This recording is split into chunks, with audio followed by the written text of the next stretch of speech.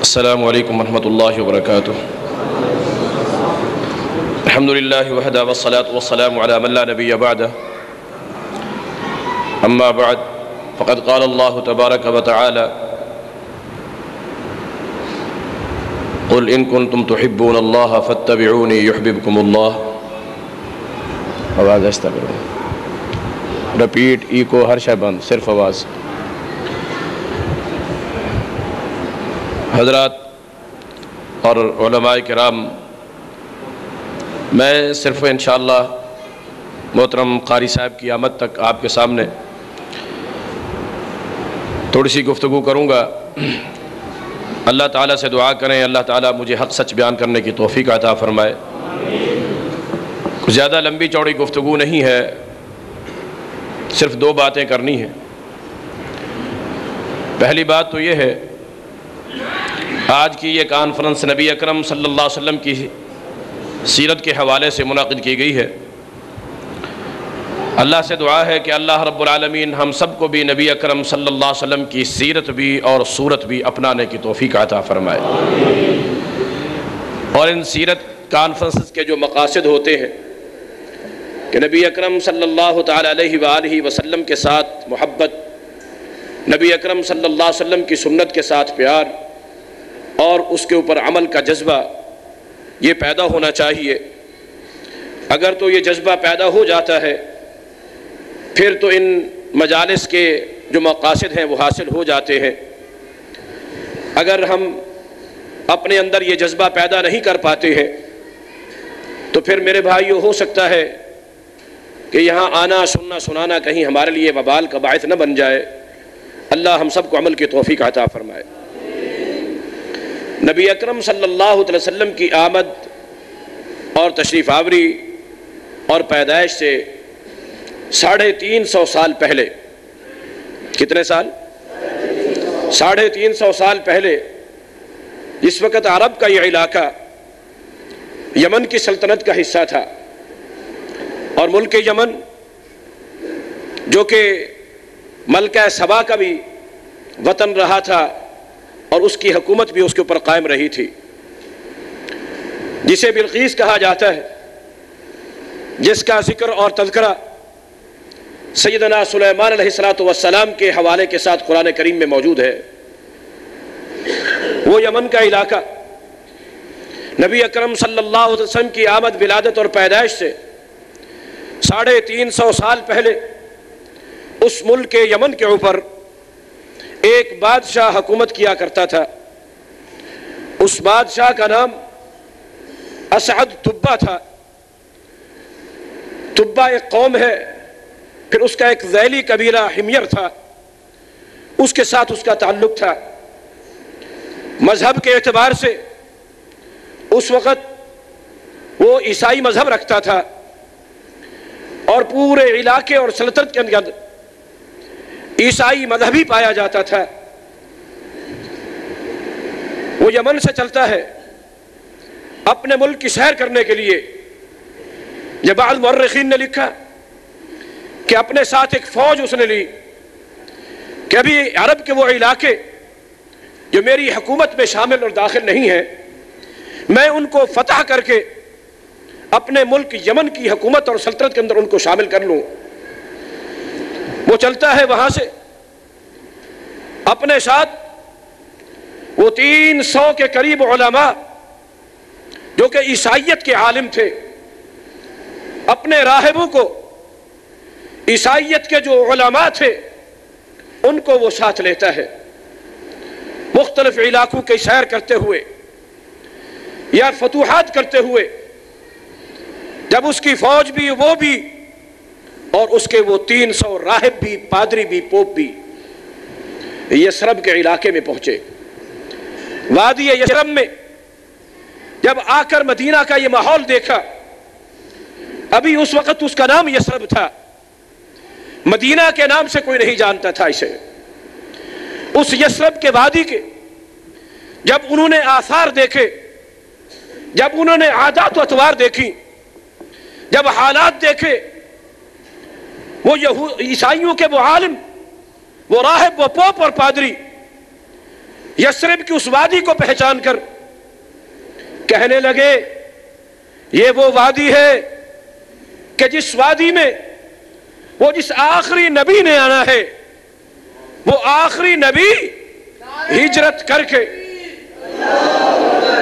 ماشاءاللہ محترم قاری صاحب تشریف لا چکے ہیں. میں انشاءاللہ اپنی گفتگو کو سمیٹنے کی کوشش کرتا ہوں. ہاں جی، میں کیا کہہ رہا تھا جی؟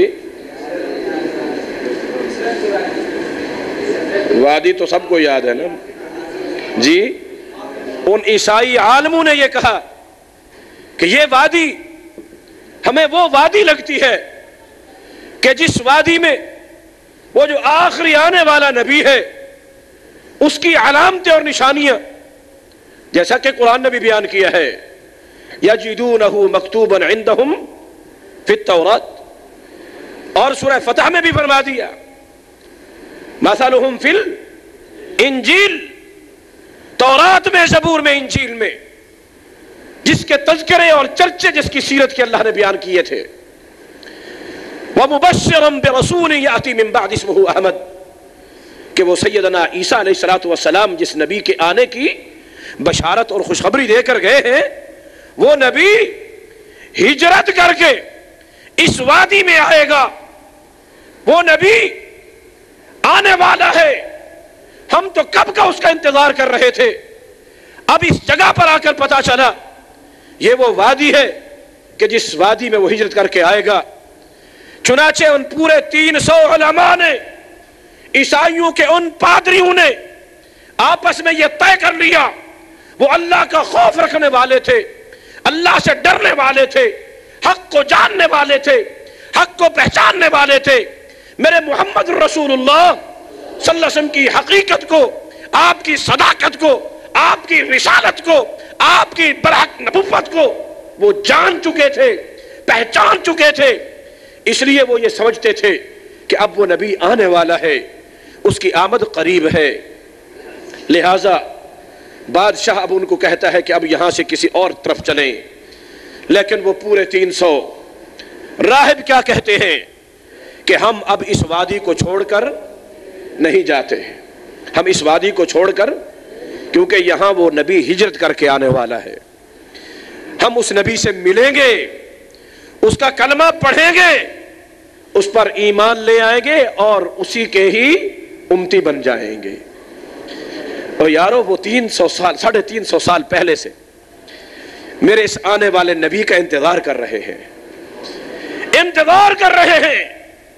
مدینہ میں آ گئے، یثرب کو پہچان لیا کہ یہ اس نبی کی ہجرت کی مقام اور جگہ ہے. لہٰذا اب ہم اس کو چھوڑ کر نہیں جاتے ہیں. اس کو چھوڑ کر بادشاہ نے کہا چلو. کہنے لگے کہ ہم تو نہیں جاتے.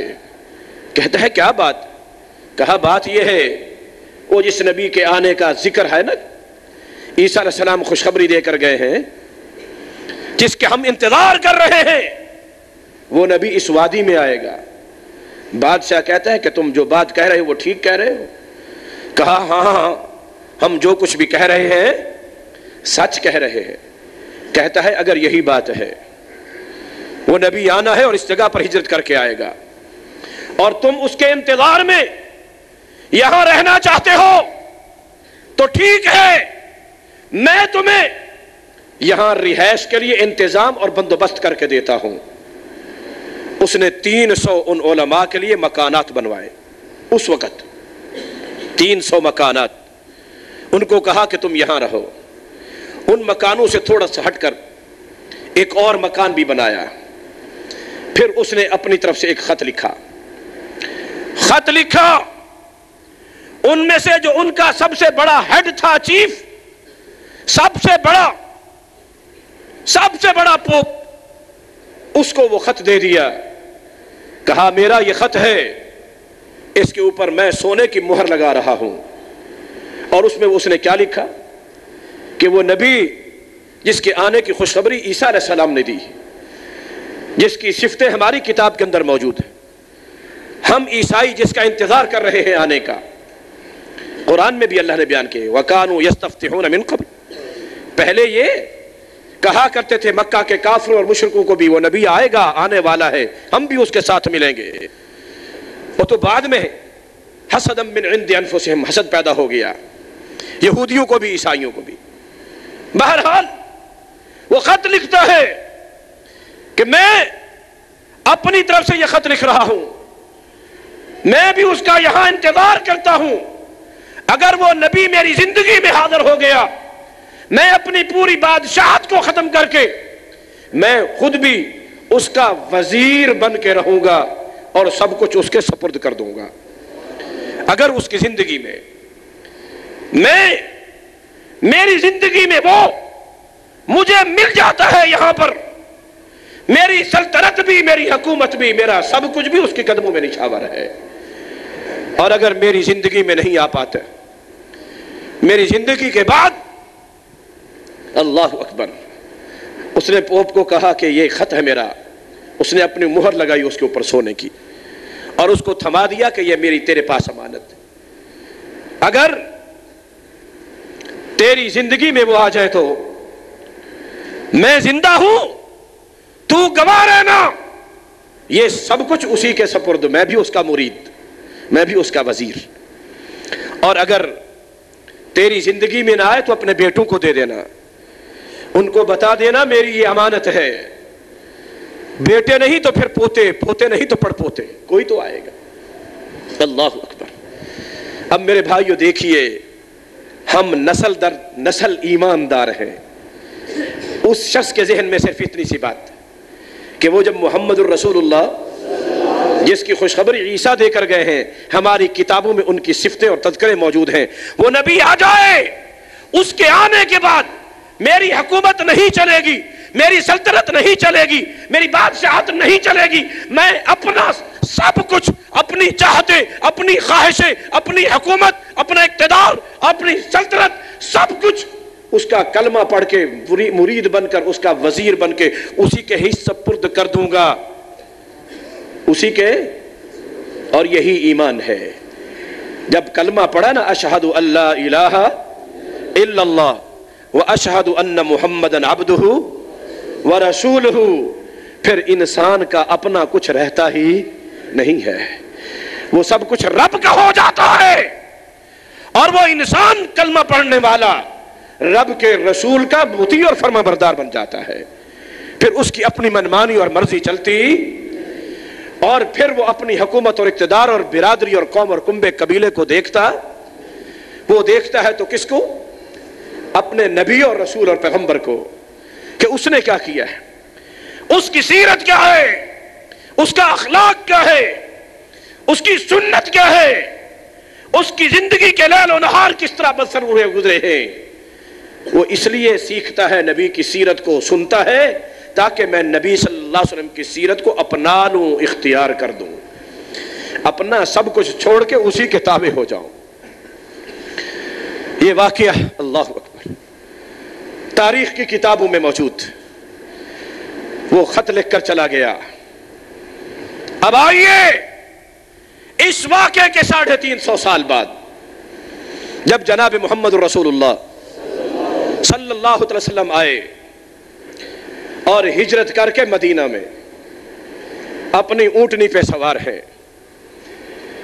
جو پہلے سے بھی مسلمان تھے نا، پہلے سے کچھ لوگ آئے تھے نا مکہ میں، ایک سال بھی حج کے موقع پر ایمان لے آئے، دوسرے سال بھی بیعت عقبہ اولیٰ و ثانیہ، وہ پرانے ایماندار بھی، اور وہاں ان کی دعوت اور تبلیغ سے مسلمان ہونے والے دوسرے لوگ بھی۔ مدینے کے ہر ایک خاندان اور ہر ایک فرد کی، ہر ایک گھرانے کی چاہت اور خواہش یہ تھی کہ نبی ہمارے مہمان بنے، صلی اللہ ہے یا نہیں، نبی ہمارے مہمان بنے، ہمارے گھر میں آ کر رہے، ہجرت کر کے آئے ہیں، آپ کا کوئی گھر نہیں ہے، ہمارے گھر میں آئے، بڑی دعوتیں دی گئی، پیشکشیں کی گئیں۔ نبی اکرم صلی اللہ علیہ وسلم نے فرمایا، میری اونٹی کی مہار کو اس کے گردن اور گلے کے ساتھ لپیٹ دو، آج اس کو بھی میں کہیں موڑ کے جا سکتا نہیں ہوں۔ کیوں؟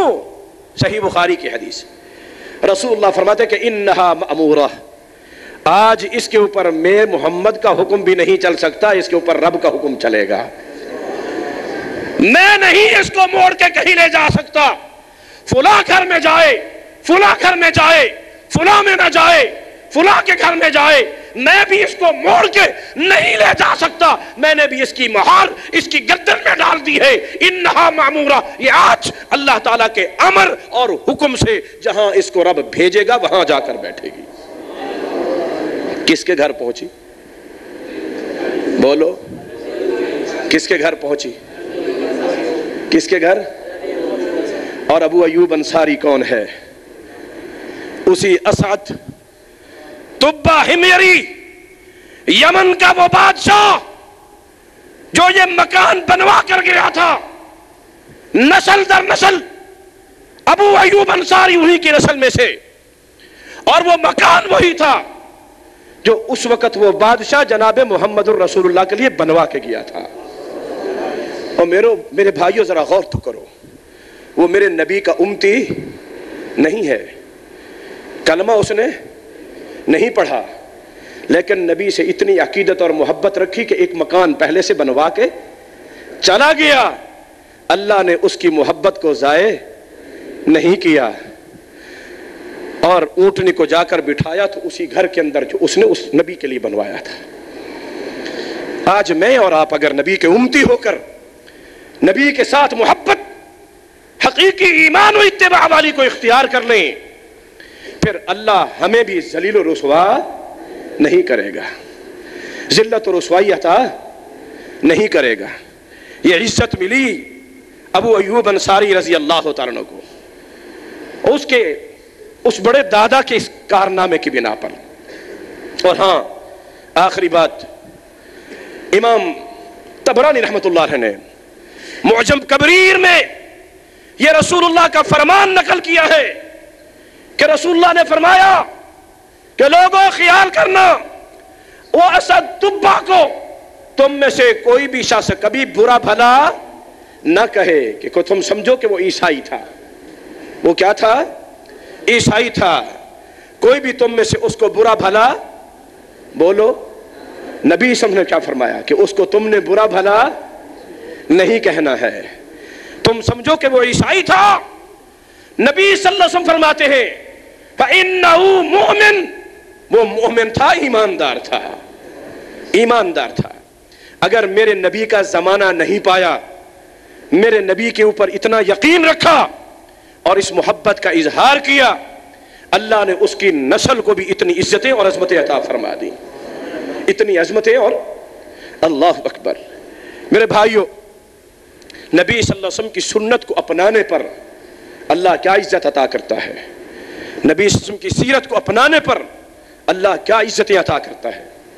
ایک سادہ سی مثال ہے ہمارے ماحول اور معاشرے کے اندر، مثال ہے، ایک طریقہ چلا ہوا ہے نسل انسانی کے بقا کے لیے۔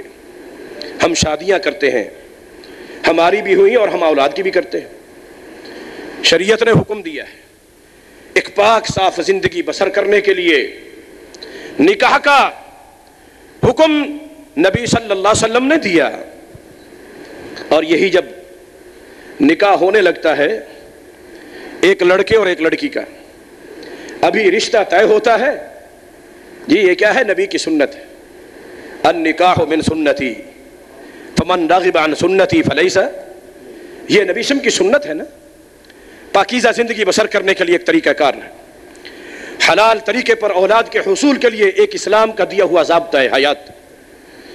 یہ نبی کی سنت، نبی کی سنت کے مطابق جب رشتہ طے ہوتا ہے کہ ہم نکاح کریں گے، ابھی نکاح ہوا، ہر کوئی مبارکبادیں دیتا ہے، مٹھائیاں بانٹی جاتی ہیں، ایک دوسرے کو مبارکباد پیش کی جاتی ہے، خوشی کا اظہار کیا جاتا ہے، جی مبارک ہو، جی رشتہ طے ہو گیا ماشاءاللہ۔ اور جب نکاح ہوتا ہے تو اس وقت بھی ہر کوئی خوش ہے، مبارکیں ہیں، ولیمہ ہوتا ہے، اور پھر اس کے نتیجے میں بچہ پیدا ہوتا ہے، اس کے پیدا ہونے پر بھی خوشی، 7 دن گزرنے پر عقیقہ، اور پھر اس کے بڑے ہونے پر خوشیاں۔ یہ ہے یا نہیں؟ ہر کوئی عزت کی نگاہ سے دیکھتا ہے، یار یہ شادی شدہ بندہ ہے، یہ گھر بار والا بندہ ہے، یہ تو بڑا معزز بندہ ہے. لوگ عزت کی نگاہ سے دیکھتے ہیں کہ نبی صلی اللہ علیہ وسلم کی سنت پر عمل پیرا ہو گیا ہے، اور اس کے نتیجے میں خوشیاں ہی خوشیاں ہیں، قدم قدم پہ خوشی ہے. شادی ہو جاتی ہے، پھر دعوتیں، ہر کوئی اپنے گھر خوشی سے بلاتا ہے، جی ہمارے پاس بھی دعوت کھا لو، ہمارے پاس بھی دعوت کھا لو. ہر تعلق رکھنے والا خوشی کا اظہار کرتا ہے اپنے اپنے طریقے. لیکن اگر کوئی شخص نبی صلی اللہ علیہ وسلم کی اس سنت کو چھوڑ کر گناہ کا راستہ اختیار کرتا ہے، ہمارے ماحول اور معاشرے میں کوئی بھی اس کو اچھا نہیں سمجھتا ہے، یا نبی کی سنت سے ہٹ کر، جیسے آج کل چکر چلے ہوئے ہیں لو میرج کے، بھگا کر لے جاتا ہے. کسی کو خوشی ہوتی ہے، عزتوں والے بیچارے رو رہے ہوتے ہیں، تھانہ کچہری، ذلت اور رسوائی، بدنامی اور مختلف باتیں، تانے مینے، ہر کوئی غلط نگاہ سے دیکھتا ہے، ہر کوئی غلط نظر سے دیکھتا ہے. اور اس کے نتیجے میں اگر بچہ بھی پیدا ہو جائے، حالانکہ وہ بیچارہ بے قصور ہے، اس کو بھی زندہ رہنے، کچھ تو پیدا ہونے سے پہلے ہی ماں کے پیٹ سے ہی ان کو اس دنیا میں آنے سے پہلے ہی ختم کر دیا جاتا ہے. اگر وہ آ بھی جائے، کوئی گٹر میں ڈال دیا جاتا ہے تو کسی روڑی پہ ڈال دیا جاتا ہے. کوئی عزت ملتی، کوئی احترام، کوئی مقام، کوئی خوشی کا جذبہ کسی کے پاس نہیں. اگر وہ بدقسمتی سے بڑا بھی ہو جائے، میاں صاحب بڑا بھی ہو جائے، شیخ بڑا بھی ہو جائے، عالم بھی بن جائے، قاری بھی بن جائے، مفتی اور فقہ والے حضرات کہتے ہیں کہ وہ امامت لو. ایسے ہے نا مجھے مسئلہ جی، اس میں اس کا کیا قصور بیچارے. اگر عالم بھی بن جائے، حافظ بن جائے، قاری بن جائے، خطیب بن جائے، مگر اس کو نماز پڑھانے کی فقہ کے مطابق اجازت نہیں، حالانکہ اس بیچارے کا کیا قصور بیچارے کا، مگر اس کو اس مقام پر پہنچنے کے باوجود بھی عزت. مگر نبی کی سنت کے مطابق نکاح کے ساتھ پیدا ہونے والا بچہ، اگر ماں باپ الگ بھی ہو جائے، طلاق بھی ہو جائے، تب بھی ددیال بھی اس سے پیار کرتے ہیں، ننیال بھی اس سے محبت کرتے ہیں.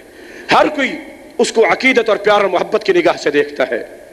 یہ ایک سادہ سی مثال ہے کہ نبی صلی اللہ علیہ وسلم کی سنت پر عمل کرنے سے، جیسے ہمارے اس ماحول اور معاشرے میں اس سنت پر عمل کرنے کے نتیجے میں خیر بھی ہے، برکت بھی ہے، خوشی بھی ہے، اچھائی بھی ہے، بھلائی بھی ہے، اور اس سنت کو چھوڑنے کے نتیجے میں ذلت بھی ہے، رسوائی بھی ہے، بدنامی بھی ہے، اور زمانے کی نگاہوں میں خراب ہونا، خوار ہونا بھی ہے.